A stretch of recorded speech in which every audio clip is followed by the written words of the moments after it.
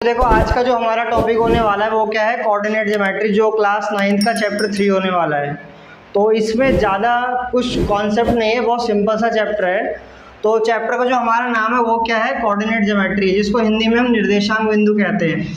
अब जैसे कि यहाँ पे आपको एक ग्राफ बना हुआ दिखाई दे रहा है, ये हमारा पॉजिटिव एक्स एक्सिस होता है, यानी कि प्लस का एक्स एक्सिस, ये हमारा क्या होता है नेगेटिव एक्स एक्सिस, और ये हमारा वाई एक्सिस नेगेटिव का, और ये पॉजिटिव वाई एक्सिस होता है हमारा। और ये हमारा ओ से 0 जो है ये हमारा ओरिजिन पॉइंट होता है, जो हमारा ठीक यहाँ पे होता है।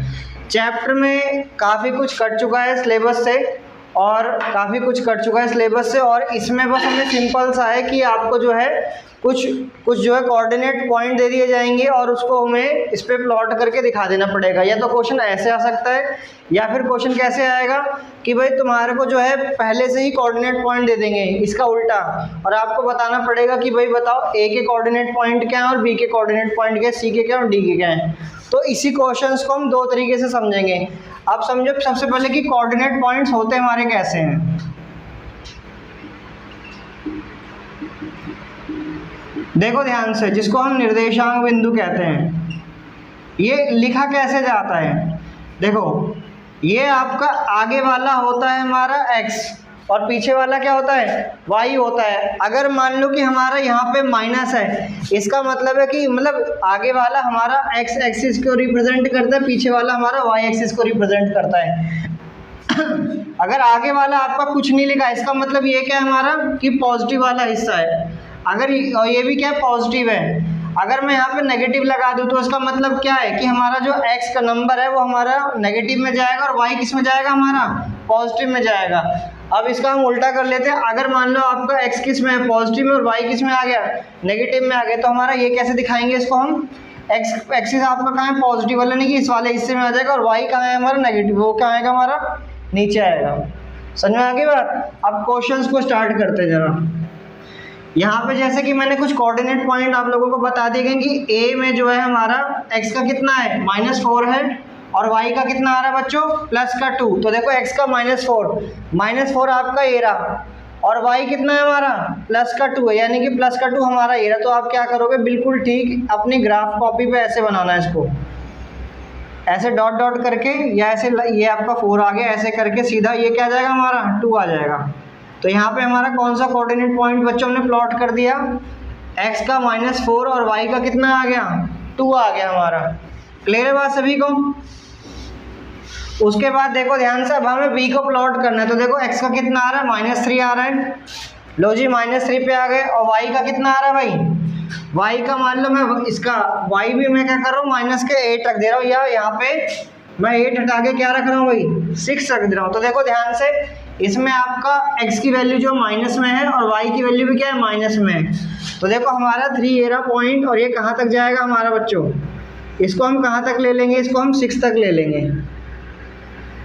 तो देखो ये आपका कोऑर्डिनेट पॉइंट बन गया b, x का कितना आ गया -3 और y कितना आ गया -6। तो हर पॉइंट को हमें ऐसे ही प्लॉट करना पड़ेगा ग्राफ कॉपी के ऊपर। उसके बाद आप देखो c को कैसे पुट करेंगे, x का कितना आ रहा है 4 आ रहा है, और y कितना आ रहा है हमारा 2 आ रहा है। तो इसको हम कैसे लेंगे, ये ले लेंगे और सीधा सीधा पुट कर देंगे। तो ये हमारा कौन सा पॉइंट बन गया 4 और 2। ये मैंने आपका c का कोऑर्डिनेट पॉइंट प्लॉट कर दिया। ये सारा काम आप लोग ग्राफ पेपर पे करोगे सारे के सारे बच्चे, ठीक है, ध्यान रखना इस चीज़ को। अब देखो d में हमारा क्या दिखा रखा है, x का कितना आ रहा है -5, और y का कितना आ रहा है 6 आ रहा है। इस पॉइंट को मैं 2 मिनट के लिए यहाँ से मिटा रहा हूँ। x का -5 और y का कितना आ रहा है बच्चों, y का हमारा आ रहा है 6, कुछ इस तरीके से आएगा। तो ये आपका कौन सा कोऑर्डिनेट पॉइंट हो गया -5 और 6, और a का हमारा कोऑर्डिनेट पॉइंट था -4 और 2। एक तो आपको इस तरीके से प्लॉट करने को आएगा क्वेश्चन कि भाई प्लॉट करने सारे कोऑर्डिनेट पॉइंट को हमें ग्राफ बनाना है और उस पर जो है प्लॉट कर देने हैं। अब मैं बात करता हूँ कि इसका उल्टा, यानी कि आपसे पूछा जाएगा कि अब हम इनके कोऑर्डिनेट पॉइंट बताने हैं। इनके हमें क्या बताने भाई, इनके हमें कोऑर्डिनेट पॉइंट बताने हैं।